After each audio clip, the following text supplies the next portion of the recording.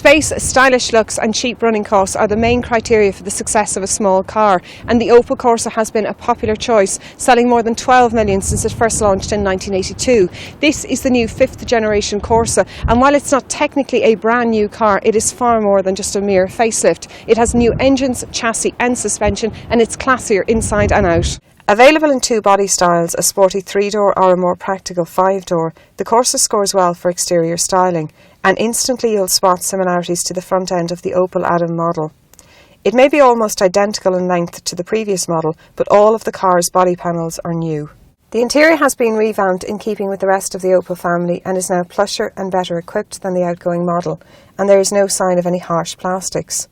There are lots of adjustments to get you comfortable behind the wheel and a great view out. The controls are easy to read and everything is at hand when you need it.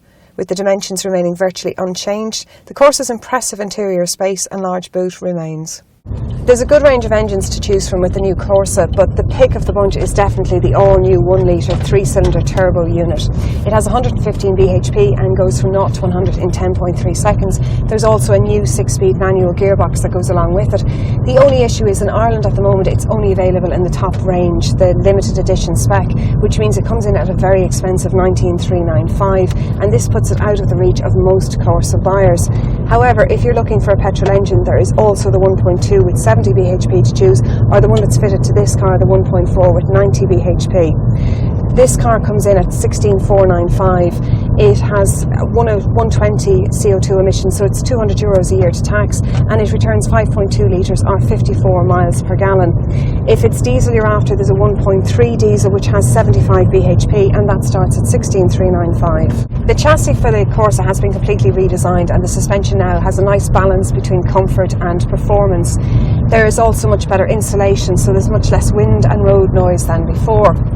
A new steering is also in place. It's a speed sensitive steering, so essentially what it's supposed to do is it's light when you're in town and you're trying to park and manoeuvre, and then it actually wakens up as the speed increases. With a starting price of $14,895, the Corsa comes very well equipped. Now you've got 4 trims to choose from. There's the entry-level S, Excite, the SE, and then the top-of-the-range limited edition.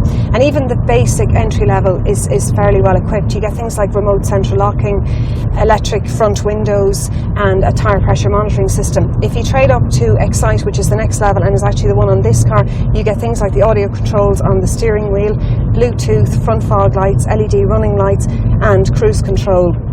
Overall, the Corsa is a much better car than the previous model. The handling has been improved, and while it's not as fun to drive as the Ford Fiesta and the steering is just a little too light, there's very little to gripe about in this car. It is a good all-round small car. The 5th generation Corsa may appear like a mere revamp, but it is far more than that. With options to choose from such as petrol or diesel, manual or automatic, and a 3-door or 5-door, the Corsa is the one to consider for competitive pricing, space and a very good range of models. Geraldine Herbert for Independent.ie.